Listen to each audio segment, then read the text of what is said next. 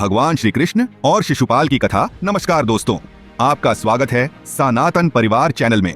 आज हम आपको एक ऐसी पौराणिक कथा सुनाने जा रहे हैं जो धर्म, कर्म और सत्य के महत्व को दर्शाती है। यह कथा है भगवान श्री कृष्ण और शिशुपाल की, जो हमें यह सिखाती है कि अहंकार और अधर्म का अंत निश्चित है।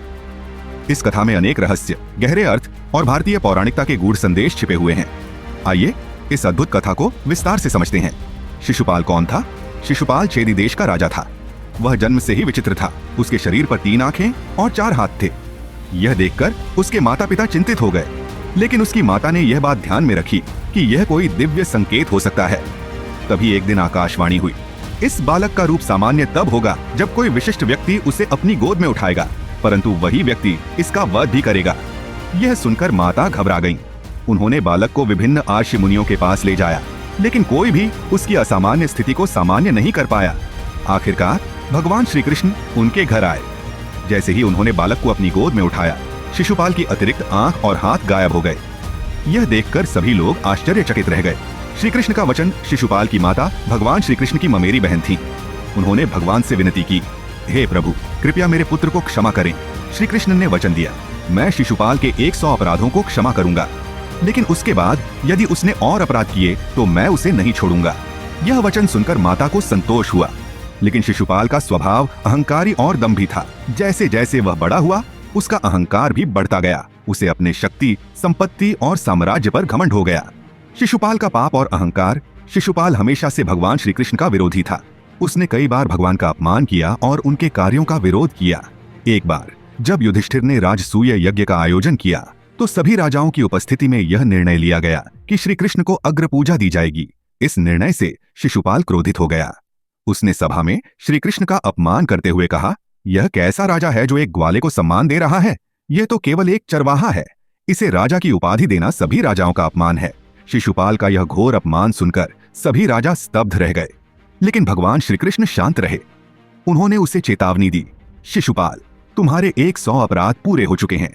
अब यदि तुमने और अपमान किया तो तुम्हें परिणाम भुगतना पड़ेगा। परंतु शिशुपाल अपने अहंकार में डूबा हुआ था। उसने चेतावनी को अनसुना कर दिया और लगातार भगवान का अपमान करता रहा। शिशुपाल का अंतिम अपराध, जब शिशुपाल ने 101वां अपराध किया, तब श्री कृष्ण ने अपने धैर्य की सीमा समाप्त कर दी।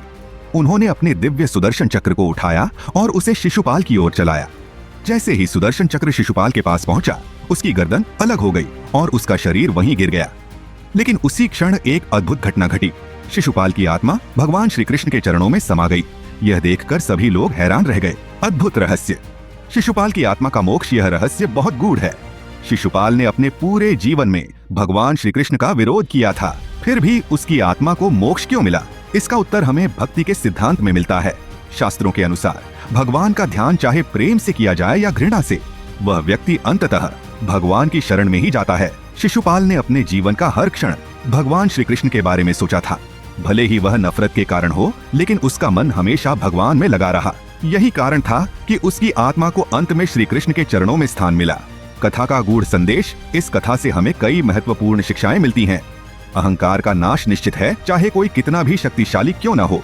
यदि वह अहंकारी और अधर्मी होगा तो उसका विनाश तय है। धैर्य और क्षमा का महत्व। भगवान श्री कृष्ण ने शिशुपाल के 100 अपराधों को क्षमा किया। यह हमें सिखाता है कि हमें भी दूसरों के प्रति धैर्य और क्षमा का भाव रखना चाहिए। भक्ति का मार्ग, चाहे प्रेम से हो या घृणा से, यदि किसी का मन भगवान में लगा हुआ है तो वह अंततः मोक्ष को प्राप्त करता है। अधर्म की सीमा होती है। भगवान हर भक्त के पापों को क्षमा करते हैं, लेकिन अधर्म की भी एक सीमा होती है।